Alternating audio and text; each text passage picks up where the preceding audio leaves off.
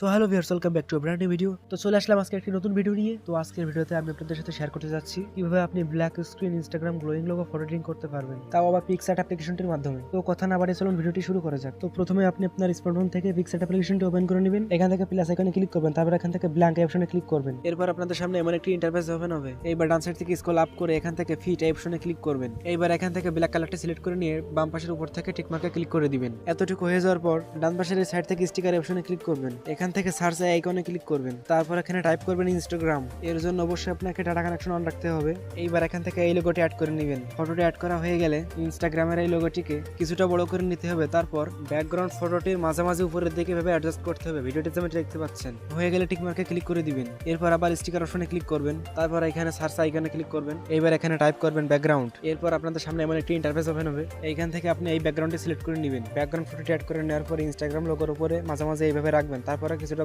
Zoom করে নেবেন। এতটুকু হয়ে গেলে ডান সাইড থেকে ব্লেন্ড অপশনে ক্লিক করবেন, তারপর এখান থেকে ওভারলে অপশনটি সিলেক্ট করে নেবেন। এবার বাম সাইড থেকে ইরেজ অপশনে ক্লিক করবেন। আমি এখানে হার্ডনেস 72 এবং সাইজ 54 করে ইরেজ করে নিচ্ছি। আপনি আপনার প্রয়োজন মতো করে নিতে পারেন। লোগোটির চারপাশে বাড়তে যে অংশটুকু গ্লো করতেছে এতটুকু রিমুভ করে দিতে হবে। এর জন্য রাউন্ড করে চারিদিক থেকে রিমুভ করে দিবেন। ভিডিওতে যেমনটি দেখতে পাচ্ছেন। তো আপনাদের কাছে আমার একটা অনুরোধ, ভিডিওতে একটি লাইক করে দিবেন। আপনাদের এক একটি লাইক আমাকে পরবর্তী ভিডিও বানাতে উৎসাহিত করে। আর সাথে কমেন্ট করে জানাবেন ভিডিওটি কেমন লাগলো। সম্পূর্ণ ইরেজ করা হয়ে গেলে টিক মার্কে ক্লিক করে দিবেন।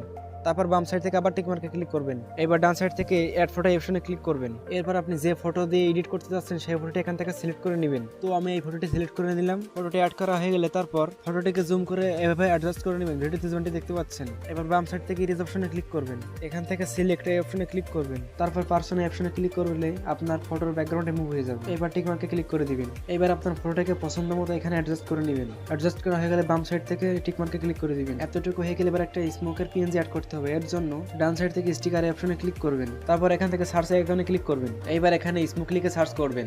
সার্চ করার পর আপনাদের সামনে অনেকগুলো স্মোক পিএনজি ফটো শো করবে। এর ভিতর থেকে এই ফটোটি অ্যাড করে নেবেন।